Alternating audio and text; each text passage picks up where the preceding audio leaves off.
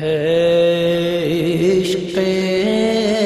نبی میرے دل میں بھی سما جانا نحمده ونصلي ونسلم على رسوله الكريم أما بعد فأعوذ بالله من الشيطان الرجيم بسم الله الرحمن الرحيم يا أيها الناس قد جاءتكم موعظة من ربكم وشفاء لما في الصدور وهدى ورحمة للمؤمنين قل بفضل الله وبرحمته فبذلك فليفرحوا هو خير مما يجمعون صدق الله مولانا العظيم وبلغنا رسوله النبي الكريم ونحن على ذلك من الشاهدين والشاكرين والحمد لله رب العالمين.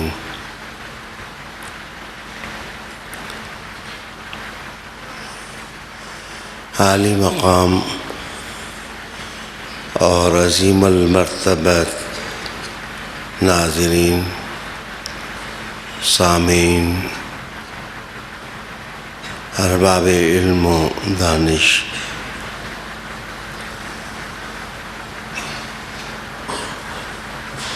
یہ اس زمانے کی بات ہے جب معاشرت سلیقے سے پانے کے لیے انسان ادب کا اور علم کا قدردان تھا. ابھی اعلیٰ اخلاقی اقدار پائمال نہیں ہوئی تھیں اور سیاست ہو یا علم، محراب ہو یا خانقاہ، محفل سخن ہو یا بزم ادب، لوگ گالی گلوچ پسند نہیں کرتے تھے. وہ شائستگی سے محبت اور پیار کرتے تھے. اعلی ایک دو کشابی پڑھے لکھے لوگ ہوتے تھے اور ان کی کوشش ہوتی تھی کہ وہ پڑھے لکھے نظر آئیں. اس زمانے میں راول پنڈی کا ایک چھوٹا سا باغ ہے جس کو تکونی باغ کہا جاتا. اس میں صبح کی نماز کے بعد ادیب اور شعراء اکٹھے ہو جایا کرتے تھے. نسیم حجازی ان دنوں یہاں ہی گھوڑ سواری کا مزہ لیتے تھے اور جوش ملی آبادی بھی تیز سانسوں کی موسیقی پر شعر سنایا کرتے تھے. سید عبدالحمید ادم ہمارے ماموں جان کے رشتہ دار تھے. گاہے گائے وہ بھی اس محفل میں آ جاتے. تو میں ان سب سے چھوٹا تھا. یہ بڑے نامور ادیب تھے، شاعر تھے.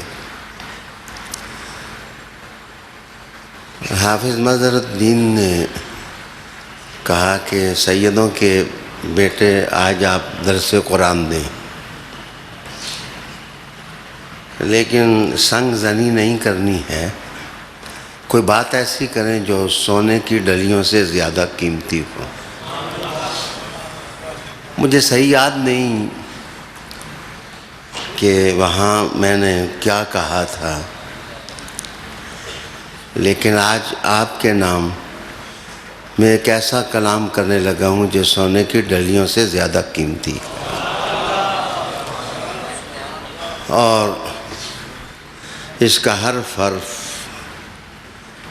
آب زر کے ساتھ لکھنے کے قابل ہے. سچی بات یہ ہے کہ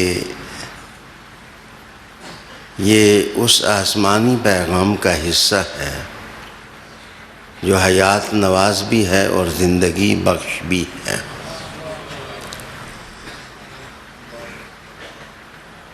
محسوس کرتا ہوں کہ جو آیت تلاوت کی ہے اس کے ہر حرف سے زندگی کے جھرنے پھوٹ رہے ہیں اور لطافت اور روحانی ذائقوں کی آبشاریں گر رہی ہیں.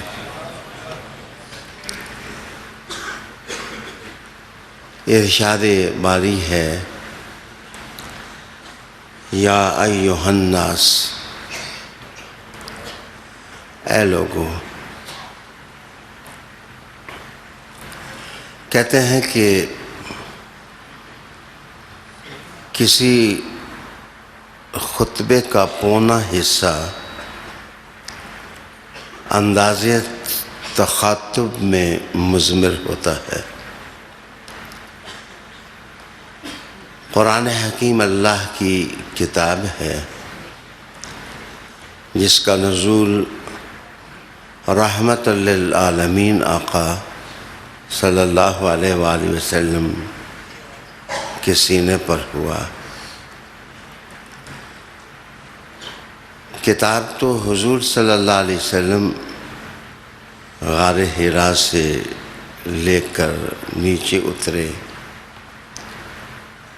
اور تقدیر انسانیت کے بدلنے کا پیغام دیا، لیکن کلام تو اللہ کا ہے اور اس کا ہر حرف اللہ کی طرف سے ہے. ساری لطافتیں رس اس وقت گھولتی ہیں جب اس کتاب کی سطروں سے مصطفیٰ کا خدا انسانوں سے کلام کرتا ہے. رب کریم ارشاد فرماتا ہے، یا ایھا الناس. انداز تخاطب میں ایسی دربت ہے، ایسی چوٹ ہے کہ فرقہ واریت کے بت اور اصنام خود بخود ٹوٹ جاتے ہیں، اور وہ لوگ جو حسد اور بغض سے اعلیٰ انسانی قدروں کو پائمال کر رہے ہیں، وہ تھوڑی دیر کے لیے خود محسوس کرتے ہیں کہ رب کریم تمام عوالم میں بسنے والی روحوں کو مخاطب کر رہا ہے. کہا جا سکتا ہے کہ مصطفیٰ کریم کا پیغام کسی ایک کلٹ، کسی ایک قبیلے، کسی ایک مسلک، کسی ایک مکتب اور کسی ایک ماحول کے لیے نہیں ہے. جیسے مصطفیٰ کا خدا رب العالمین ہے، محمد صلی اللہ علیہ وسلم خود رحمت للعالمین ہے، اور ان کے سینے پر اترنے والی کتاب ذکر للعالمین ہے. تمام جہانوں کے لیے وہ نصیحت ہے۔ عالی وقار ناظرین، ارشاد ہوا یا ایھا الناس۔ آپ محسوس کریں گے کہ آیت کا جو تفسیری عمود ہے وہ 6 شگفتہ باتیں ہیں جن کے گرد گرد گھومتا ہے، اور قرآن سے مستفید ہونے والوں کو وہ پیغام زندگی دے رہا ہے۔ قد جاءتکم موعظۃ من ربکم۔ اے لوگو، تمہارے پروردگار اور پالنہار کی طرف سے ایک واعظ اور ایک موعظت اور ایک نصیحت کی بات آئی ہے، اتری ہے۔ اصل میں ماحول یہ تھا کہ ام القریٰ کے سنگلاخ علاقے میں مشرکین اور معاندین جب قنوطیت کا اور تشدد کا شکار ہو گئے اور ان کے ذہن بکھر گئے، اصنام پرستی نے ان کی شخصیتوں کو کھوکھلا کر دیا، تو ہر انسان جب دوسرے کو دیکھتا ہے تو اس کا اپنا ہی عکس اسے نظر آتا ہے۔ وہ سمجھتے تھے جیسے وہ جھوٹ اور کذب کی ظلمت اور اندھیرے میں ڈوبے ہوئے ہیں۔ شاید معاذ اللہ محمد صلی اللہ علیہ وسلم بھی گھڑ کر قرآن مجید پیش کر رہے ہیں۔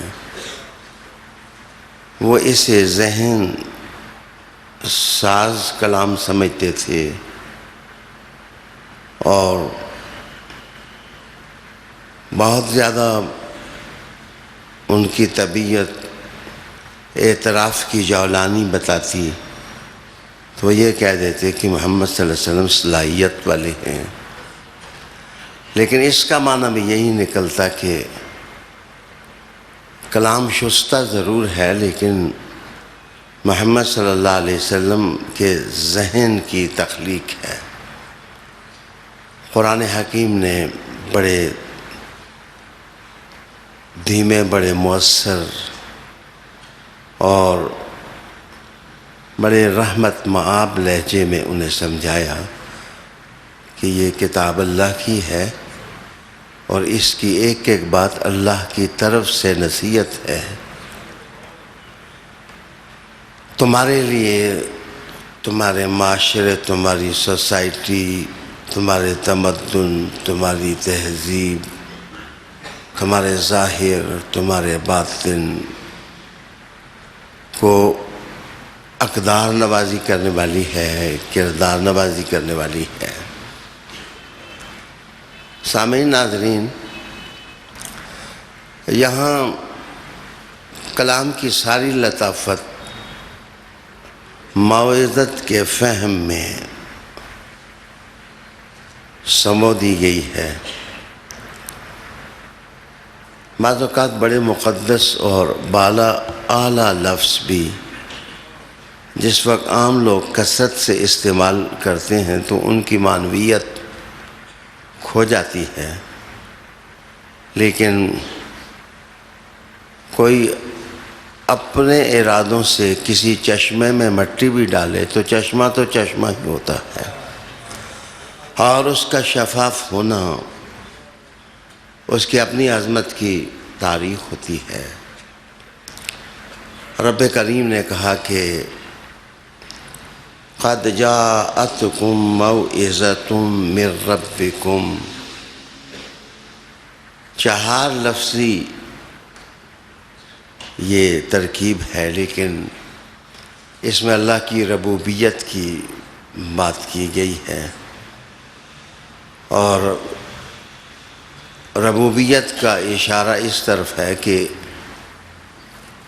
تمہیں اللہ نے بنا کر کے، تمہیں تخلیق کا جامہ پہنا کر کے تمہیں یوں ہی نہیں چھوڑ دیا، بنانے والا تمہارا رب بھی ہے، اور رب وہ ہے جو نشو و نما دیتا ہے اور آہستہ آہستہ اپنی مخلوق کو کمال تک پہنچا دیتا ہے۔ اس کے اندر جو استعداد ازلی ہے اس کو بروئے کار لا کر کے خاصے کی چیز رب العالمین انسان کو بنا دیتا ہے۔ قد جاءتکم موعظۃ من ربکم، تمہارے پاس آئی ہے ایک موعظت، واعظ۔ موعظہ میں اور عام بات میں کیا فرق ہوتا ہے؟ قرآن مجید اس کو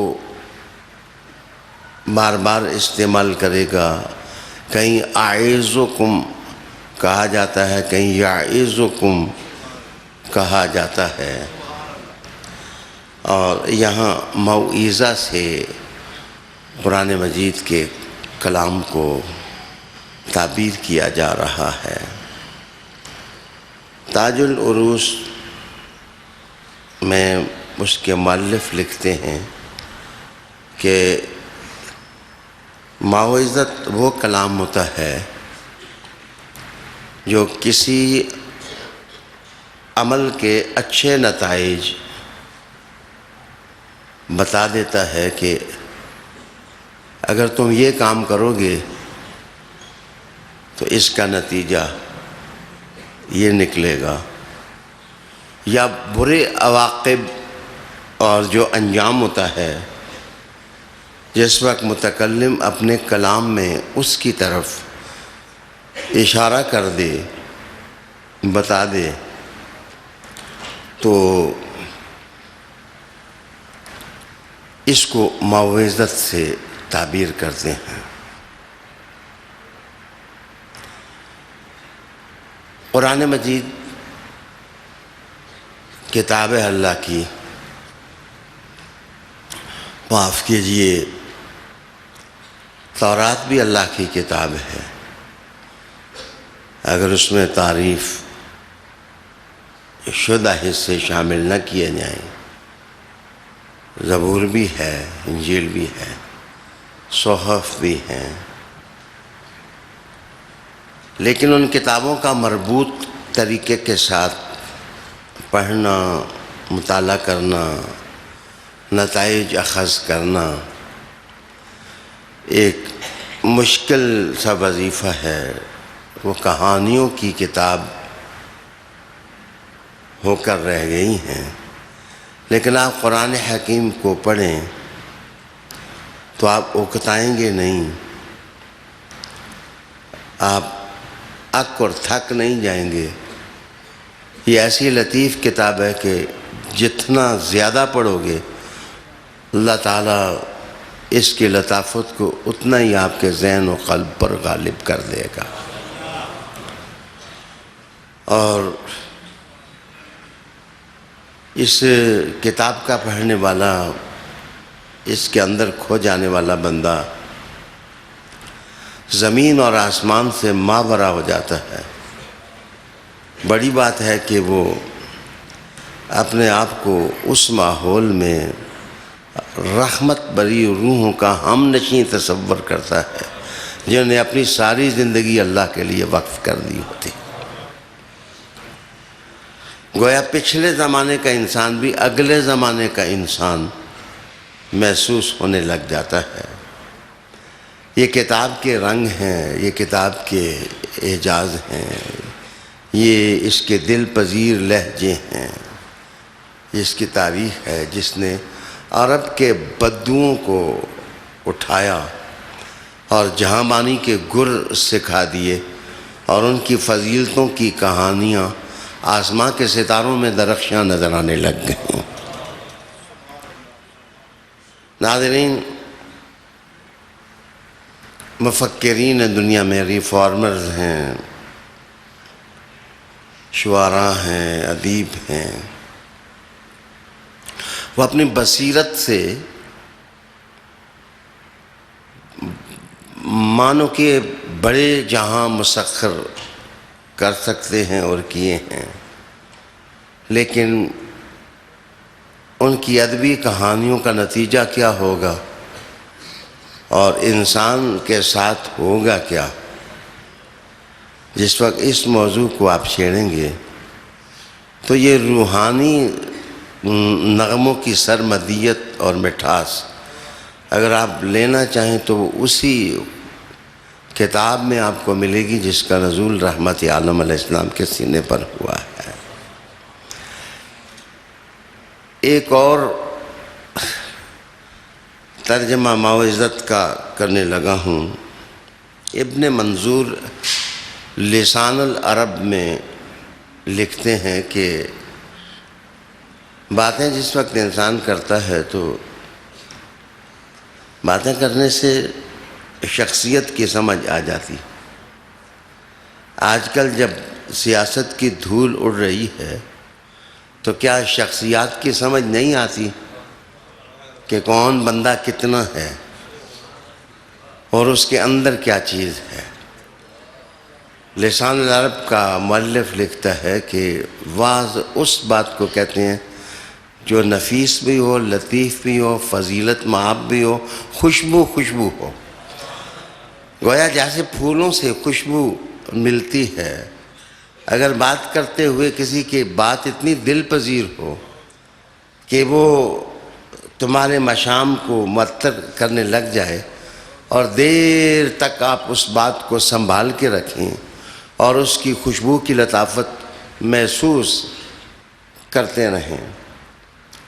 امام شافعی علیہ رحمہ نے ایک کتاب لکھی، کتاب الزعلانی۔ اس کتاب کے اندر ایک جگہ لکھتے ہیں کہ ایک زمانہ یہ تھا کہ لوگ اونٹوں کی پیٹھوں پر بیٹھتے تو جس وقت شعر و شاعری کرتے تو اونٹ بان لوگ بھی اچھے اشعار کے مزے اور ذائقے محسوس کرتے، لیکن شاعری کے ٹوکرے سے پھول گر گئے جب قرآن کا نزول ہو گیا۔ آپ وہی بدو وہ اپنی سواریاں چلاتے ہوئے قرآن مجید پڑھتے، اور خصوصاً جس وقت تاروں کی روشنی ہو، سفر جاری ہو اور اونٹوں کی قطاریں کسی بدو کے ہاتھ میں پکڑی ہوں اور وہ کبھی پہاڑوں کو دیکھے اور کبھی سمندروں کی لہروں میں کھوب جائے، پھر اس کے ذہن میں قرآن گردش کرے، پھر اس کی زبان اس کا ساتھ دے اور کہے فَبِأَيِّ آلَاءِ رَبِّكُمَا تُكَذِّبَانِ۔ کبھی قوس قزح کے رنگ سامنے آئیں، کبھی آبشاریں گرتی ہوئی نظر آئیں، کبھی زمین کے نظارے انسان کو اپنی طرف کھینچنے لگ جائیں، کہیں ریحان کی خوشبو جو ہے وہ ذہن میں اتر جائے، کہیں تعلیم کا زیر و زبر نصاب تمہارے سامنے آ جائے اور پھر قرآن والا قرآن لے کر بولے لیکن خود سامنے بھی نہ آئے، مصطفیٰ کی زبان کے الفاظ تمہارے کان میں بڑھیں تو گویا رب کریم کا کلام ہو اور حضور کے لب اس کو چھو جائیں اور سننے والے سنیں اور سورہ رحمان ہو تو انسان محسوس کرے کہ میں زمین پر نہیں بیٹھا ہوں، میں تو جنت کے اندر بیٹھا ہوا ہوں۔ قَدْ جَاءَتْكُمْ مَوْعِظَةٌ مِّن رَبِّكُمْ، تمہارے پروردگار کے طرف سے ایک وعظ اور ایک نصیحت آ گئی ہے، وہ خوشبو ہے، وہ لذیذ ہے، وہ لطیف ہے۔ میں قبل اس کے کہ آگے بڑھوں ایک غیر مسلم آتھر کا حوالہ آپ کے سامنے پیش کرنے لگا ہوں۔ How has the Quran influenced abandoned human؟ لاوارث انسان کو قرآن کیسے سنبھالا دیتا ہے۔ یہ ہمارا آتھر نہیں ہے جو قرآن مجید کے بارے میں اظہار خیال کرتا ہے۔ وہ کہتا ہے کہ قرآن teaches parents to create homes that are safe and emotionally, physically and spiritually for children۔ اس کا معنی یہ ہے کہ اس زمین پر اگر کسی کتاب نے مدد کی ہے لاوارث انسانوں کی تو وہ حضور کے سینے پر اترنے والی کتاب نے مدد کی ہے۔ ایموشنز میں، روحانی اعتبار سے، فزیکلی آپ دیکھیں تو قرآن کی تعلیم گھر دیتی ہے۔ یہ میرا لفظ جو ہے سادہ سا ہے۔ آج دنیا کی جتنی تہذیبیں ہیں ان کی تعلیمات کے شیڈو سے جو لوگ قومیں پیدا ہوئی ہیں وہ سڑکوں پر رل رہی ہیں۔ ماں کو باپ نہیں مل رہا، باپوں کو ماں نہیں مل رہی، بیوی خاوند کو ترس رہی ہے، خاوند بیویوں کے لیے ترس رہے ہیں، بچے اپنی پرورش میں کسی قانون کو اپنا مددگار نہیں پا رہے۔ وہ آتھر لکھتا ہے کہ محمد صلی اللہ علیہ وسلم کے قرآن کا کارنامہ ہے کہ مسلمان بے گھر نہیں ہے، ہر ایک کے پاس زندگی گزارنے کا ایک گھر کا نظام ہے جس میں بچے ہیں، پرورش پا رہے ہیں، ان کی تعلیم ہو رہی ہے، ان کی تربیت ہو رہی ہے۔ قرآن مجید انسان کو لاوارث نہیں چھوڑتا۔ قرآن مجید انسان کا ہاتھ پکڑتا ہے اور اس کو ایک اچھی ڈیسٹینیشن کی طرف لے جاتا ہے۔ دوسری چیز وہ کہتے ہیں کہ قرآن teaches us to treat our parents well۔ کہتے ہیں کہ اتنی بھرپور تعلیم میں نے کسی اور کتاب میں نہیں محسوس کی جس میں ماں باپ کا ادب ہو، جہاں پیرنٹس کے آداب بجا لاتے ہوں۔ معاف کیجئے، مجھے حق نہیں ہے کہ میں اپنے دور کے کسی مسئلے کی رسی ہلاؤں اور لوگوں کے مزے خراب ہو جائیں، لیکن سوسائٹی کدھر جا رہی ہے، معاشرہ کدھر جا رہا ہے، ہم اس کو کدھر لے کے جا رہے ہیں، ہم اس کو کیسے چلانا چاہتے ہیں، ہم اپنے دور کے انسانوں کے ساتھ کیا سلوک کرنا چاہتے ہیں۔ چلو میں انگریزی میں کہتا ہوں کہ ہماری پالیٹکس، ہم مذہبی لوگ جس طرح لوگوں کی رہنمائی کر رہے ہیں سوشل میڈیا پر، ہم کدھر لے جانا چاہتے ہیں، ہم لوگوں کو اور قافلہ انسانیت کو کس طرف لے کے جانا چاہتے ہیں۔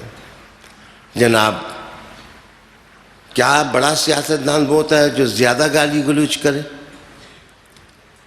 کیا بڑا عالم وہ ہوتا ہے جو لوگوں کو سڑکوں پر لا کر کے ان کی عزتوں کے ساتھ کھیلے؟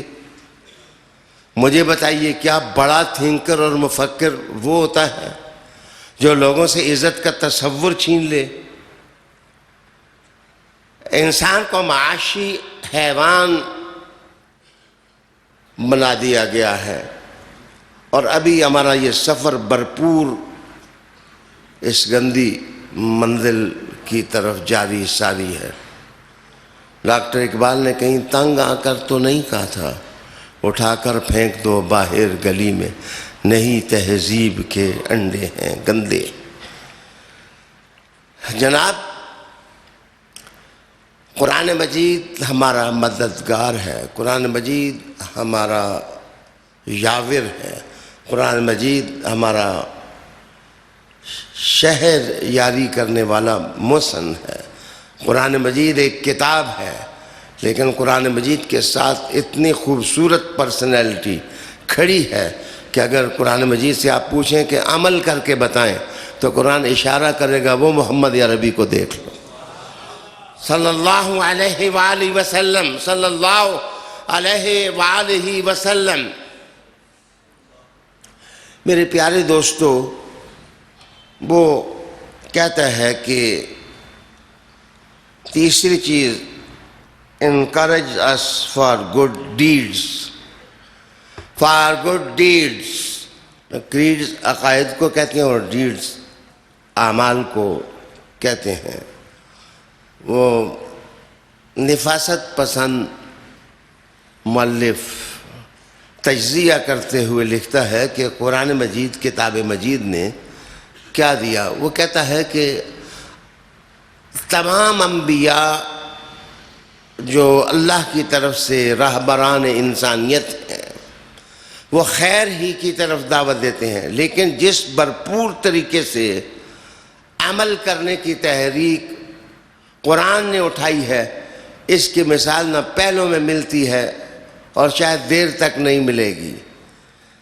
میں درمیان میں آ کے کھڑا ہوں، میں اس کو محمد صلی اللہ علیہ وسلم کا کارنامہ کہوں یا میں اس کو قرآن کا معجزہ کہوں؟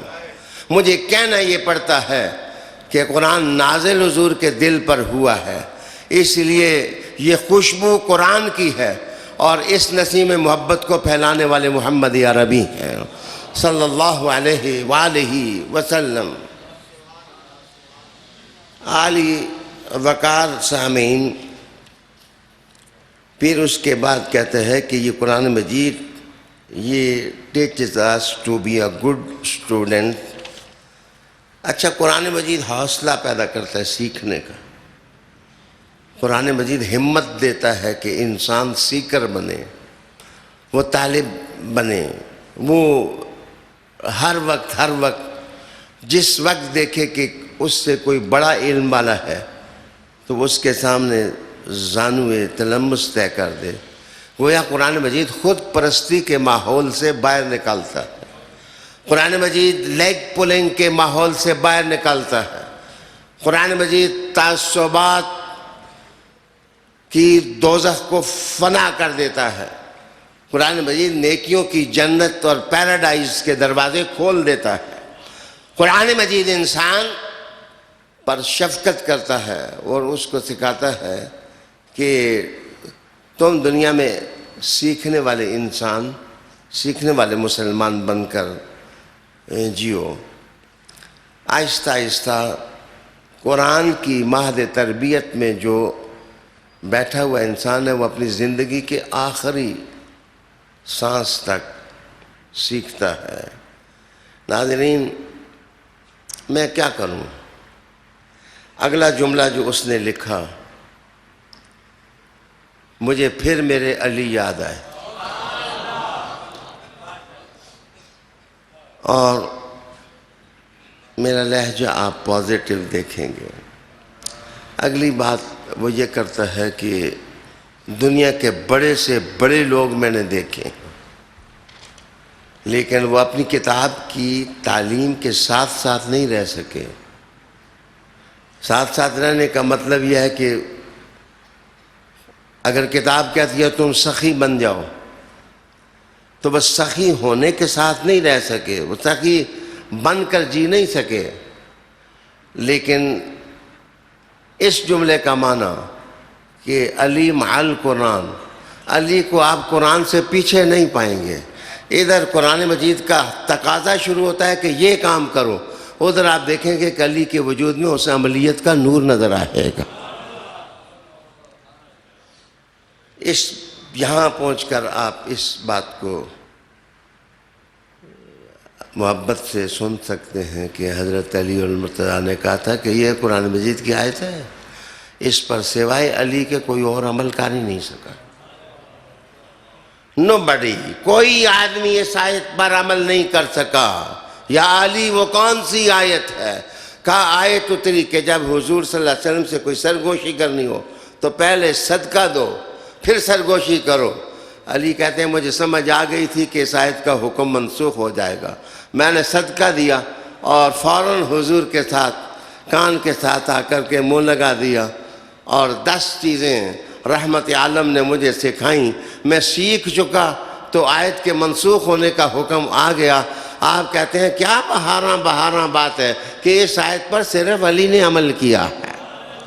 علی مع القرآن والقرآن مع علی.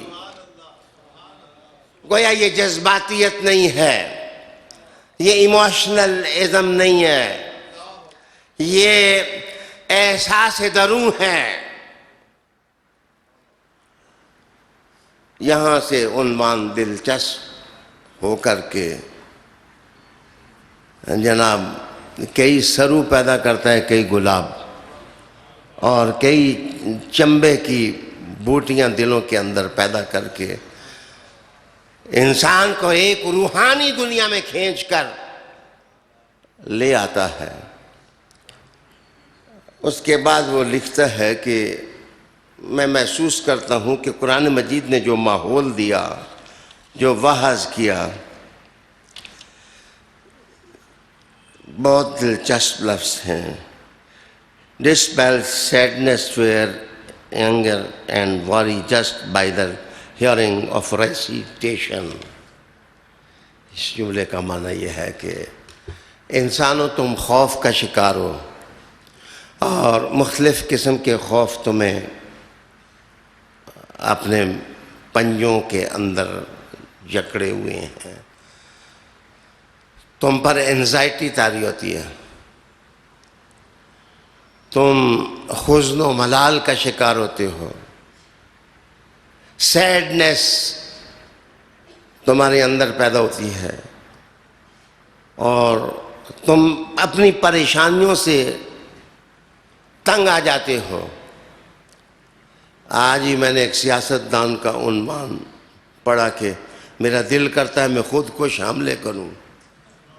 خود کش حملے وہ کرتا ہے جو حضور سے دور ہو جاتا ہے. جو حضور سے دور ہو جاتا ہے وہ خود کش حملے نہیں کرتا، اس کو تو حضور کی نظر ایک نئی زندگی عطا کر دیتی ہے. عالی وقار دوستو،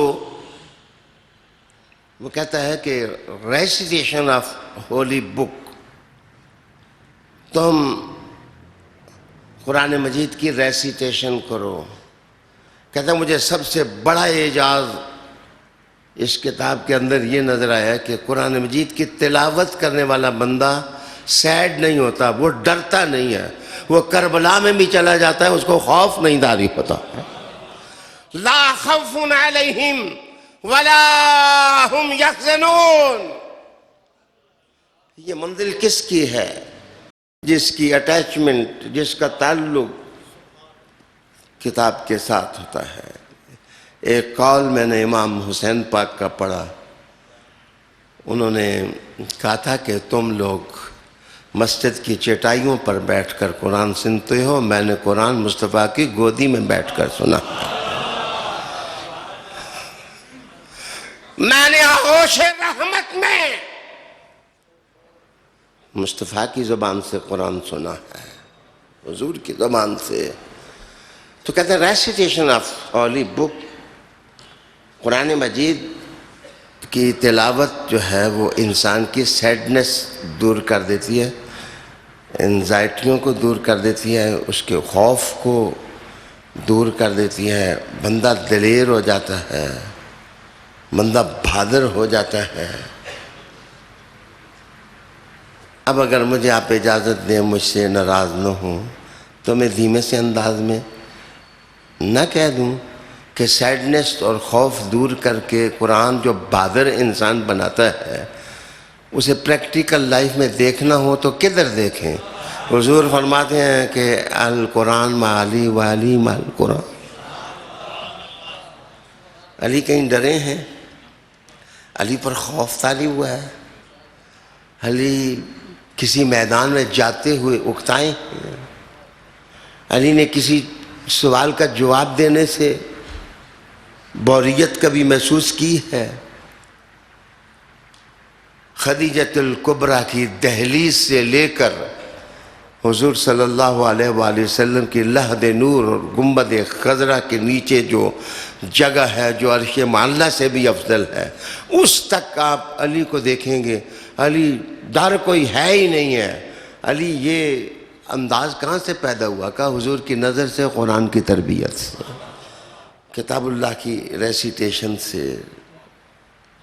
میرے دوستو، پھر وہ کہتا ہے جس وقت میں قرآن مجید کو دیکھتا ہوں تو gives us hope of a beautiful reward، کہ جزاؤں کا تصور دنیا کے تمام مذاہب پڑھیں، دنیا کے تمام مکاتب پڑھیں، اگر اپنے مذہب پر جم سکتے ہیں تو پھر پڑھیں، اگر آپ سب پڑھیں، مطالعہ کریں تو نیکی کرنے سے ملے گا کیا؟ اگر آپ ایمان کے راستے چلتے ہیں، کمٹمنٹ کی راہ چلتے ہیں تو آپ کو ملے گا کیا؟ تو اس بات کو جذباتی انداز میں نہ لیں، اس کو احساساتی انداز میں لیں کہ حضور صلی اللہ علیہ وآلہ وسلم نے ارشاد فرمایا کہ جنت کے سردار حسین اور حسن ہوں گے جوانوں کے۔ اس کا معنی یہ ہے کہ مسلمانوں گھبراؤ نہ، جدھر تم جا رہے ہو تمہاری ملاقات محمد عربی سے ہو جائے گی۔ تو یہ جمالیاتی نقشے اور جمالیاتی عطائیں اور جزائیں، یہ ہے وہ بات جو اس آتھر نے لکھی کہ جو بیوٹیفل ریوارڈ ہے، اگر آپ دیکھیں تو وہ قرآن ہی کے پاس ہے۔ قرآن کے علاوہ کتابیں وہ چیز نہیں دے سکی ہیں، نہ وہ تفصیل دے سکی ہیں، نہ وہ رنگ دے سکی ہیں، نہ وہ منظر دے سکی ہیں جو قرآن مجید دیتا ہے۔ آئیے، اللہ اکبر۔ یا ایھا الناس قد جاءتکم موعظۃ من ربکم، تمہارے پاس تمہارے پروردگار کی طرف سے ایک میٹھی نصیحت آ گئی ہے۔ آرائس البیان ایک تفسیر ہے، اس کا مؤلف لکھتا ہے کہ با مقصد بات جو ہے وہ موعظہ ہوتی ہے۔ مختلف لوگ بے مقصد باتیں کرتے ہیں، میرے خیال میں بے مقصد باتوں کی سٹوری اور ہسٹری معلوم کرنے کے لیے زیادہ تحقیق کی ضرورت نہیں ہے۔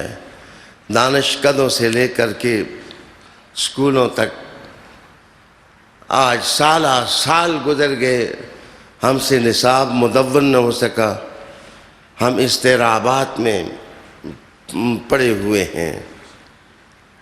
رات ہی میں ایک کتاب پڑھ رہا تھا، اس کا نام ہے فلاسفی آف ایجوکیشن۔ یہ بہت بڑی کتاب ہے، 1906 کے اندر یہ کتاب منظر عام پر آئی تھی، philosophy of education. Philosophy of education کا مؤلف لکھتا ہے کہ ہم نے مغز مار مار مار کر کے قوم کو تعلیم دینے کے طریقے بتائے، فلسفہ بتایا، لیکن سچی بات یہ ہے ہماری صدیوں کی کمائی جھاگ بن جاتی ہے جس وقت ہم کوئی علمی کتاب پڑھتے ہیں، خصوصاً جس وقت محمد عربی کا قرآن پڑھنے لگ جاتے ہیں۔ موعظۃ من ربکم وشفاء لما فی الصدور۔ دوسری چیز قرآن مجید نے کہا جو کچھ تمہارے دلوں میں پیدا ہو چکا ہے، بیماریاں ہیں، حسد ہے، بغض ہے، انتقام ہے، عداوت ہے، دوسرے کو ختم کر دو، دوسرے کو یہ کر ٹھکانے لگا دو، یہ ہے وہ ہے، یہ گند ہے، سارے امراض ہیں۔ تو اللہ کی کتاب کہتی ہے کہ اگر تم شفا حاصل کرنا چاہتے ہو تو تمہارے شکوک شبہات سے لے کر تمہارے بغض، تمہاری بیماریوں تک اگر شفا ہے تو وہ شفا مصطفیٰ کی کتاب قرآن حکیم میں ہے۔ اس کو پڑھو، اس کے معنی میں غور کرو، اس کے میسج کو اپناؤ کہ کس طرح یہ کتاب تمہیں عملیت کی طرف لاتی ہے۔ کسی آدمی نے کہا تھا کہ جو عیسیٰ علیہ السلام کی باتیں ہیں وہ شفا ہیں، تو ان کے اپنے ہی ساتھی نے جواب دیا تھا کہ عیسیٰ علیہ السلام کی باتیں شفا ہیں بیماریوں کے لیے، لیکن کتاب مجید قرآن حکیم جس طرح شفا دیتا ہے، بلا شبہ اس کے پڑھنے میں شفا ہے، ظاہری بیماریاں بھی اس سے شفا پاتی ہیں، لیکن جو باطنی بیماریاں پیدا ہو جاتی ہیں آپ کیسے علاج کریں؟ اگر مثلاً آپ کے اندر انتقام آ گیا، آپ بغض آ گیا کسی کا، آپ سوچتے ہیں میں ٹھیک کروں اپنے آپ کو، کیسے ٹھیک کریں؟ بچے، مرشد رکھنا، پیر رکھنا، استاد رکھنا، گائیڈ ہونا یہ الگ بات ہے، لیکن جس وقت اتنی بڑی کتاب موجود ہے، اس کو جس وقت تلاوت کرو گے، بار بار تلاوت کرو گے، اس کے اندر جو کرنٹ ہے، اس کے اندر جو بجلی ہے وہ تمہارے دل کے اندر جائے گی، بیماریاں جل جائیں گی، شفا آ جائے گی، تم ایک چینج محسوس کرنے لگ جاؤ گے۔ یہی آیت شفا کا پیغام پھر بگڑے تگڑے لوگوں کے لیے ہدایت ہے، رحمت ہے مومنوں کے لیے۔ آگے کا کل بفضل اللہ وبرحمتی فبذلک فلیفرحوا هو خیر مما یجمعون۔ کہو نا، حضور صلی اللہ علیہ وسلم کو کہا فرما دو اللہ کے فضل اور رحمت، مراد یہ ہے کہ یا تو اس کا تعلق پہلے سینٹنس سے ہے کہ اس میں شفا ہے، اس میں موعظت ہے، اس میں میٹھی باتیں ہیں، یہ چینج لاتی ہیں، یہ شفا اندر لاتی ہیں، ہدایت دیتی ہیں، انسان اچھائی کی طرف آتا ہے۔ یہ کیوں ہوتا ہے؟ قل بفضل اللہ وبرحمتہ، محبوب کہہ دو یہ اللہ کے فضل سے ہوتا ہے اور یہ اللہ کی رحمت سے ہوتا ہے، یا اس جملے کا تعلق آگے ہے کہ یہ جو اللہ نے فضل اور رحمت آپ کو دی ہے فبذلک فلیفرحوا۔ حدیث شریف میں عیفہ بن عبداللہ کلاہی رضی اللہ تعالی عنہ، حضرت امیر المومنین عمر فاروق رضی اللہ تعالی عنہ، آپ باہر نکلے، پتہ چلا کہ عراق کی طرف سے بہت مال ہے غنیمت کا۔ حضرت عمر نکلے تو دیکھا اونٹ گنے، بکریاں گنی، لا تعداد تھی۔ آپ کے ساتھ آپ کا ایک آزاد کردہ غلام بھی تھا، وہ بھی جا رہا تھا، تو آپ نے کہا الحمدللہ الحمدللہ، تو غلام نے کہا کہ الحمدللہ رب العالمین، اللہ نے کتنے اونٹ دے دیے، کتنی بکریاں دے دیں، کتنا مال دے دیا، سونا آ گیا، چاندی آ گئی۔ تو حضرت امیر المومنین عمر فاروق نے کہا غلط بات، سونا چاندی جو ہے یہ فضل نہیں ہے، اور اونٹ بکریاں فضل نہیں ہے۔ کس فضل کی طرف اشارہ ہے؟ اس سے مراد ہے حضور کی ذات، اس سے مراد ہے اسلام، اس سے مراد ہے قرآن، اس سے مراد ہے دین مبین۔ یہ اللہ کا فضل ہے جو اللہ نے ہمیں دیا، وہ خیر۔ یہ تھا ترجمہ جو میں نے کیا کہ سونے کی ڈلیوں سے زیادہ بڑا خزانہ وہ کتاب ہے جس کا نزول محمد عربی صلی اللہ علیہ وآلہ وسلم کے سینے پر ہوا۔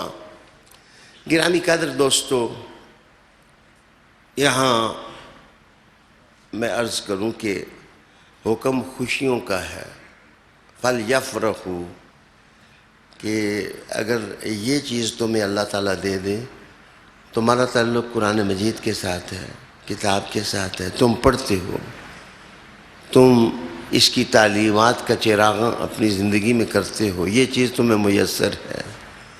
رحمت سے مراد حضور صلی اللہ علیہ وسلم کی ذات کے ساتھ تمہارا تعلق ہے، لنک ہے، اطاعت رسول کی دولت تمہیں ملی ہے، اتباع رسول کا خزانہ تمہیں ملا ہے، تمہیں حضور صلی اللہ علیہ وسلم کی محبت میسر ہے، تم ان کی یادوں میں کھوئے کھوئے رہتے ہو، تم ان کی محبت کے ترانے سنتے بھی ہو، لوگوں کو سناتے بھی ہو۔ یہ دولت اگر اللہ حضرت سبحانہ نے تمہیں دے دیا تو ہوا خیر۔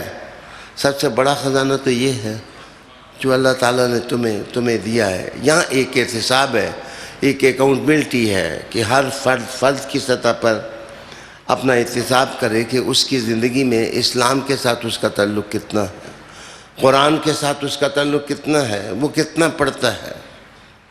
میں اس دن خود ہی اپنی تفسیر لکھتے ہوئے یہ الفاظ میرے قلم سے صادر ہوئے کہ یہ شیطان جو ہے، ان الشیطان للانسان عدو مبین، یہ انسان کا دشمن ہے۔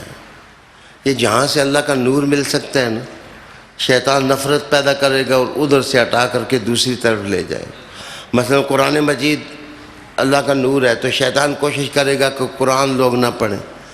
اسلام نور ہے، شیطان کوشش کرے گا لوگ اسلام سے اور اسلام کی تہذیب اور اقدار کے قریب نہ ہوں. اللہ کی توحید انسان کے لیے خزانہ ہے، اس پر ایمان اور اللہ کا ذکر اس کی زندگی میں آئے. شیطان کی کوشش ہے کہ یہ اس طرف نہ آئے. صحابہ کمپینینز آف محمد صلی اللہ علیہ وسلم اللہ کا نور ہیں، خیر البریہ ہیں. میرے دوستو، آپ اس طرف بڑھیں گے شیطان روکے گا. اسی طرح حضرت علی المرتضیٰ کا آپ نام لیں گے، شیطان روکے گا کہ کسی طرح علی کے نام سے رک جائے، حسنین کے نام سے رک جائے. وجہ یہ ہے کہ کسی طرح یہ ظلمت اور اندھیرے کی طرف چلی جائے. رب کریم نے کہا کل بفضل اللہ، اگر یہ دولتیں ملیں تو سمجھو کہ یہ اللہ کا فضل تمہیں مل گیا ہے، اور اللہ تعالیٰ کی رحمت جو ہے وہ تمہیں میسر آ گئی ہے. عالی وقار دوستو، میں لفظوں کی گہرائی میں اتر رہا تھا تو ابن خلدون کا ایک حوالہ میری نظروں سے گزرا. ابن خلدون کہتا ہے کہ دماغ اور دل کو شفا چاہیے، چونکہ یہ ورکنگ آرگنز ہیں. دل کام کرتا ہے، دماغ کام کرتا ہے، اس کو شفا چاہیے ہوتی ہے. اور وہ کہتے ہیں کہ بدن کو عمل درکار ہوتا ہے. درود شریف اور قرآن مجید کی تلاوت میں کثرت برتیں گے. اللہ تعالیٰ مجھے اور آپ کو عمل کی توفیق عطا فرمائے.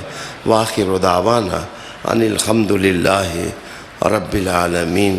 اللہم صلی وسلم علی سیدنا و مولانا محمد. اللہم ربنا آتنا فی الدنیا حسنۃ